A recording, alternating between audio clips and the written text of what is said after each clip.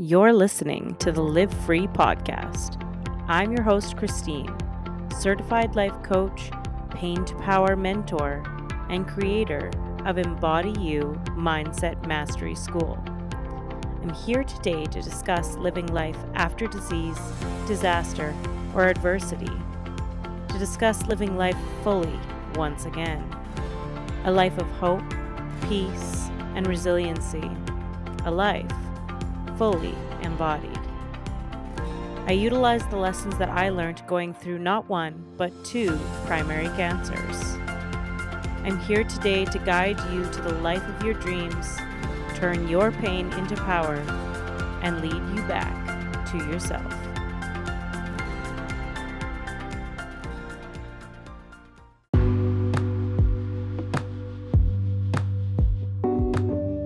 Hello, and welcome to another episode of the Live Free podcast. So I'll start off by saying that if you are listening to this in real time, then enrollment is now closed for the Embody You Mind, Body, Spirit course. So if you missed it, then just do make sure that you check back in, because I will be doing a enrollment 4 times a year, so I can pop back in to your life at any time. Okay, so today I want to talk about calibrating to the thing that you want energetically. So if the thing that you want is peace, then it's calibrating to peace. If the thing that you want is satisfaction, then it's that. If it's success, then it's that. Whatever it is that you are wanting to calibrate towards, then there are certain ways that I hadn't thought of prior to moving into a space of business that I have been learning about from my coach and from other coaches that I follow, from my own experience, and going like, oh, duh, and all of those sorts of things. So I want to talk a little bit about how you can also calibrate to these things that you're wanting in your life. So let's start off by dialing way back to the thing that you want and how you see it, or how I saw it anyway. I thought to myself, someday when I have money, and it always comes back to money. Someday when I have money, I will be at peace. I will be happy. I will be confident. I will be slim. I will be healthy. I will have space in my schedule. Basically, peace. Peace is my main driving factor, which definitely calculates into my human design. So it depends on who you are and what you want. But if you're a manifestor like me, most likely peace is kind of the biggest thing that you're wanting. So anyway, and if you're wondering what human design is, Google it. It's fascinating. So if peace is the thing that I want, then I thought, once I have money, once I have more space, more time, less of a job, all of these different things. Once I have these things, I'll get my peace. And what ended up happening was quite fascinating. My schedule cleared as a result of cancer. My husband went away to work. And all of these things happened. And I continued to not have peace. I had nothing going on. Absolutely nothing going on. Like, wake up in the morning, nothing to do. I mean, of course, I've got my business. But I would procrastinate it a little bit. I would just kind of flip through my phone for a bit. Or, I'll mostly just flip through my phone. And then sometimes get on the phone and talk to somebody. But whatever the case, I was just avoiding. But I didn't have this peace. So then I kept thinking, well, maybe the issue is that I don't have the money yet. I've got a clear schedule as I wanted. I've got not really anything going on. I got lots of space, but I don't have peace. And it must be because I need money.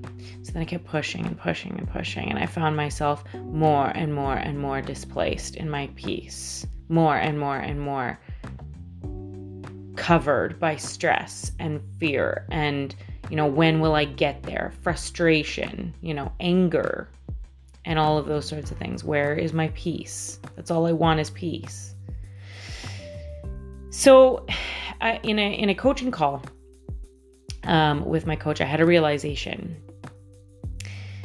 And that is to say, the short form, and then we'll dive into it deeper. The short form is, if it's peace that I want, then I need to lead with peace. So meaning, my job is not to acquire the thing that I think will create this peace for me. It is instead the job of myself to lead with the thing that I want, to cultivate that peace. And then as a result, the, God, universe, source will continue to give me opportunities for peace. Because we make the thing that we want elusive. We make it so like someday when. And then I don't know about you, but I have this picture in my mind of this woman who doesn't really even look like me. She looks like she's part of this like easy breezy cover girl, slow running through the field with long blonde hair. And everything's hunky-dory now, and she hardly even looks like me. So when I get to this place of trying to understand what that peace will look like for me, specifically for me, this is the part that we always miss. The for me is I can't picture it. I can picture what it looks like for her. I can picture what it looks like for the person who this, perfect being who I'm striving to be. But to picture what peace looks like for me in this house, in this body, in this town, that I cannot picture. So, or never used to be able to picture. Let me clarify.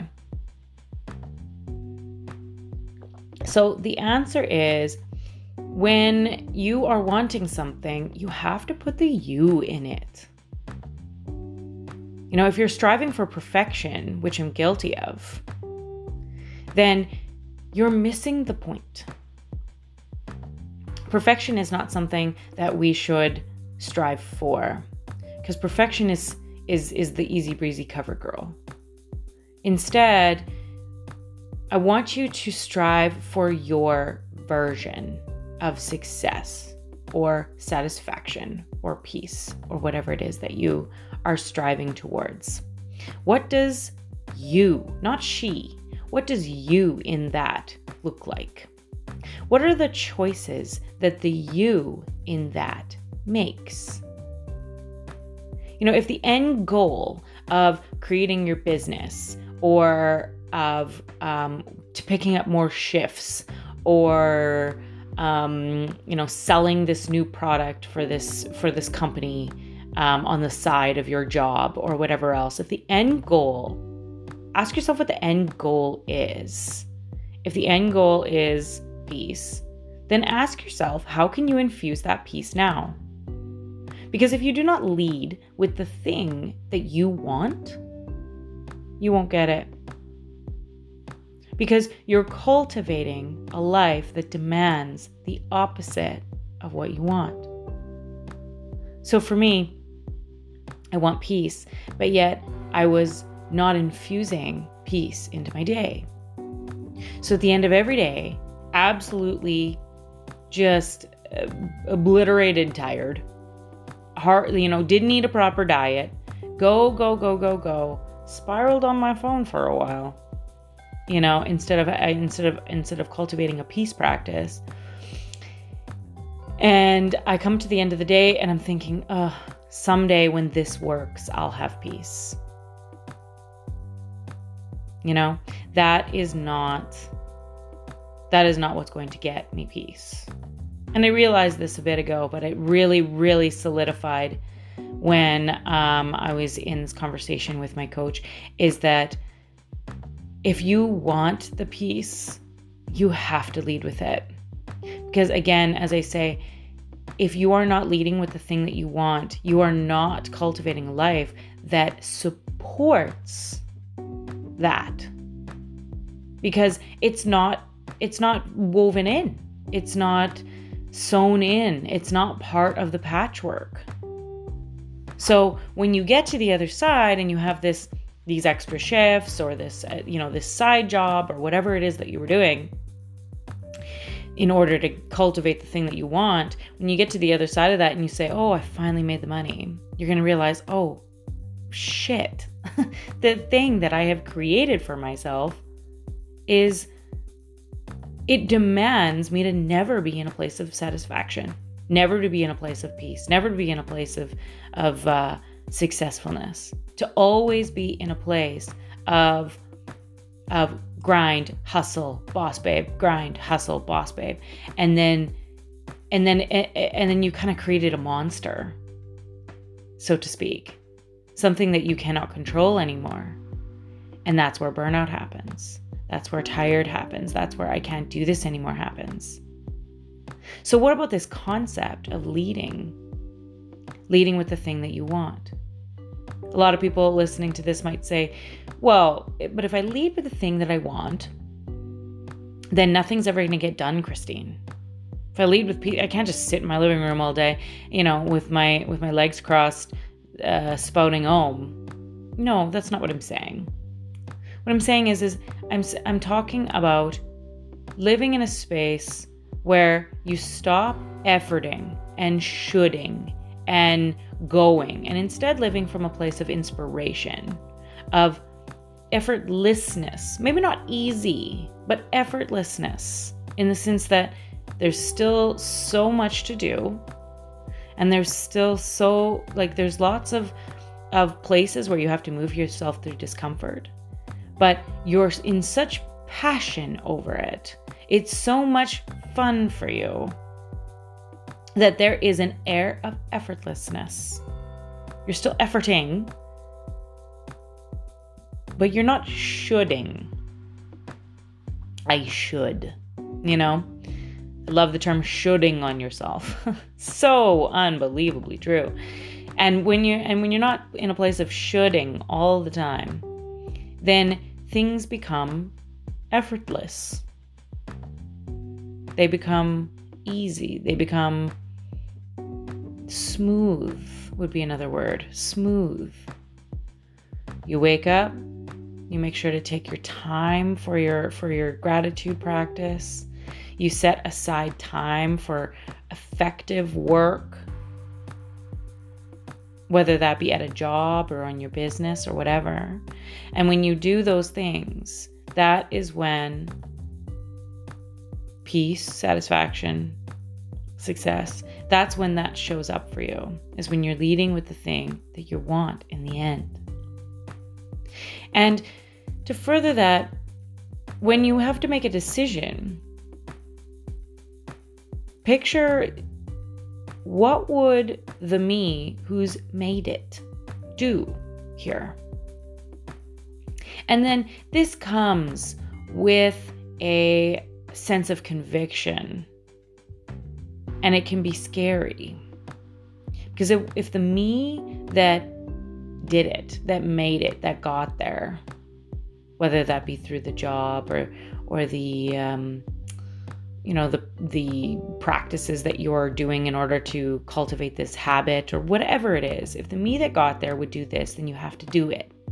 And the fear comes in, if it's money, for example, because that's tangible. If that's money and the me that has made it would spend the money, then is it responsible to spend the money in order to live the life and be the person? Well, I think it's a twofold answer. If you're spending the money for the purpose of getting the reward of cultivating the money. So meaning, what would the me that would do, what would the me that who made it do in this situation? Well, she'd spend the $250. So if the answer is that I have so much faith in what I'm doing that I'm going to spend the $250, then you need to spend the $250. But if the answer is, well, in order to get what I want, I need to spend the $250 so that I can get more money on the other side of this, then it's just going to do nothing but drain your bank account. You have to ask yourself, what energy am I in when I'm spending this $250? Is it that I have so much faith in what I'm doing? Or is it because I would like a reward? Because I'm rooted in fear of, if I don't spend this $250, I'll never get the $250, and I need the $250. I need it. If you're moving from that space, you're not going to get it. Okay? So the answer is twofold.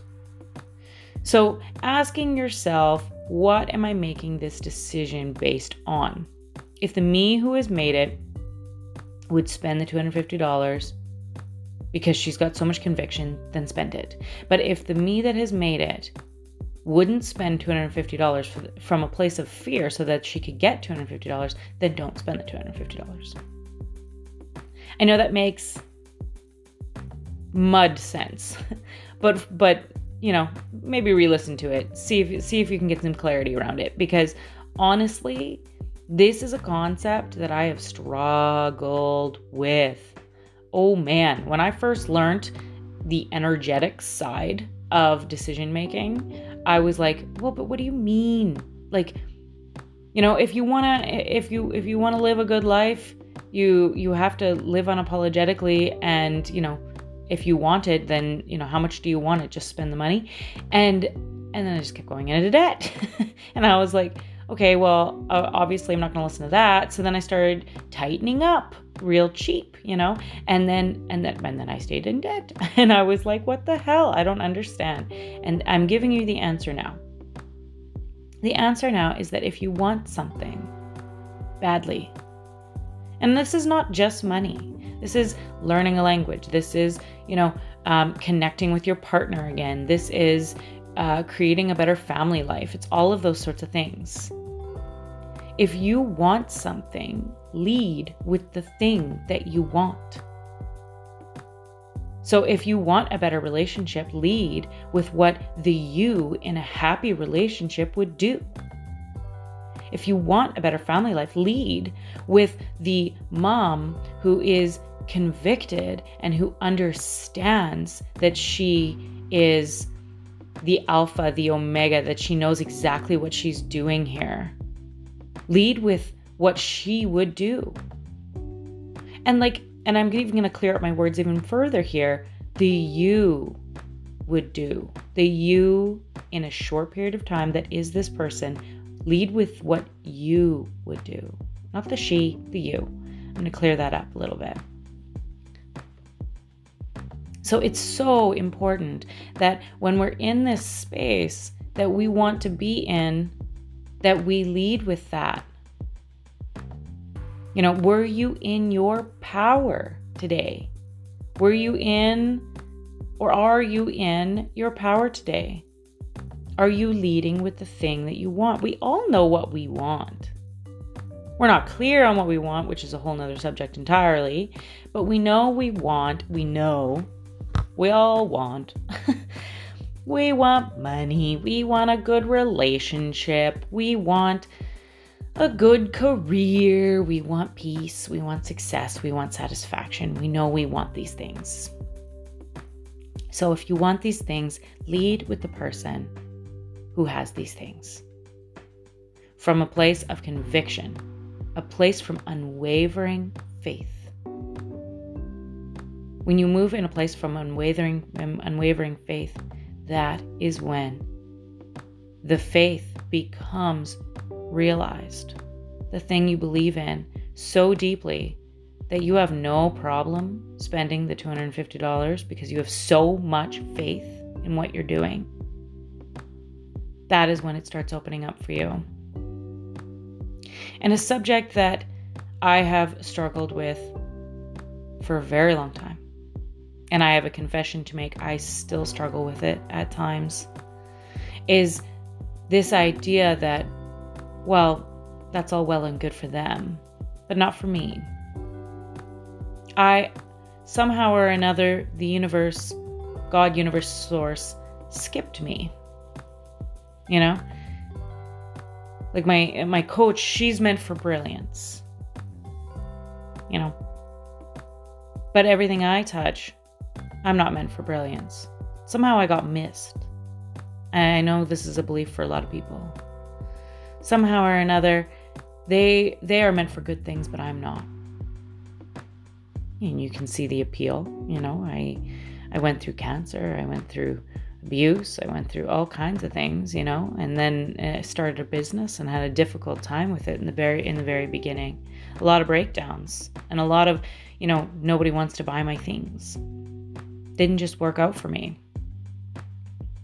And from your seat, it may look like that, but it isn't. It doesn't. It's not just easy. And so then I asked myself multiple times, and still sometimes do, and I, maybe that ends today as I deliver this podcast today, is there are still times when I've asked myself that question, maybe I'm just not meant for greatness. But the answer is that that's just not true. It truly isn't. There is no, as my mentor says, there's no pie in the sky that says, you are meant for good things and you aren't. That's not how that is. It's just that the person who has the good things has more faith. They lead with the thing that they want because they have such unwavering faith that they will get it. So I want that for you too. So today, I want you to start asking yourself the question, am I in my power today? Am I in the space of peace that I want? Am I in the space of success, satisfaction? The thing that I want, am I in this space, in this thought process? Am I making decisions that the me that I want to be would make? Do you have faith in the thing that you are doing? That's such an important question. Do you have actual faith in the thing that you are doing and that you are wanting, that you can have it? Because I'll tell you right now, girlfriend, so many people do not actually have any real faith that they will ever get it. And that's just going to keep you stuck. I promise. So today, you're asking yourself multiple times, am I in my blank today? Insert goal here. And you will see as things start to actually open up for you. I'm actually, you know what? I'm gonna end with a final story. And then I will let you go, okay? So the final story that I have is, not long ago, to be honest, I was talking to my husband and I was saying, well, I've been really careful and I haven't been spending any money, and the only things that I spend money on is my business, and I'm working as hard as I can. Like I'm gonna find a way to get to fruition with this. Like, you'll see, honey, you'll see. And he says to me, he's like, Christine, you sound wound up is what you sound like. I'm like, well, yeah, I'm a little wound up. He's like, okay, someday when you have what you want, whatever that is, once you've made it, you've made it. You're this coach, this entrepreneur, this person who people look up to. You have brought liquidity into our lives in terms of financials. You've helped lots of women feel so good. You've gotten to the bottom of all this, okay? And he said, what's the first thing you would do? And I said, it's like, well, I get my teeth whitened. And he's like, that's it? Like you would get your teeth whitened? He's like, oh my God, Christine, go get your teeth whitened. He's like, if that's what you want, just go get it. I'm like, okay, fine. So then I go and I get my teeth whitened in a place of faith, in a place of like, you know what? I feel good about this. I'm gonna go get my teeth whitened. I show up, I get my teeth whitened. Me and the owner get to talking. And she says, we want someone like you to help other women feel that it's time for them. Feel that if this is something that they want, if this is the version of them that's made it, that they can also feel safe enough to come in. So they said, we'd love for you to be an influencer for us. So then as a result, you influence for us, you can give other people a percentage off their treatment, and you will also get a humongous percentage off of your future treatments. So we decided to enter into business with one another. And that day is the day that things started opening up for me. Honest to God. It's when I started realizing, oh my God, this pinching, this careful, this, grind. And as long as I'm hustling, then I'm worthwhile of having the made it someday. So I kept telling myself that, as long as I keep grinding, then I'll make it someday. And instead it was the opposite. You need to act as if you've made it in order for things to start opening up for you. Because lo and behold, the moment I did that, things started opening up for me. So I want the same for you. I know it because there's proof. And I know I went a little over time. I usually try to keep my podcasts to about 20 minutes if I can, because, we got places to be, and, you can only say one thing so many times, so many ways before people are like, okay, I get it. So I'm going to stop now. And I hope that this story has inspired you, because it sure as shit inspired me. All my love to you. Have a gorgeous and beautiful day.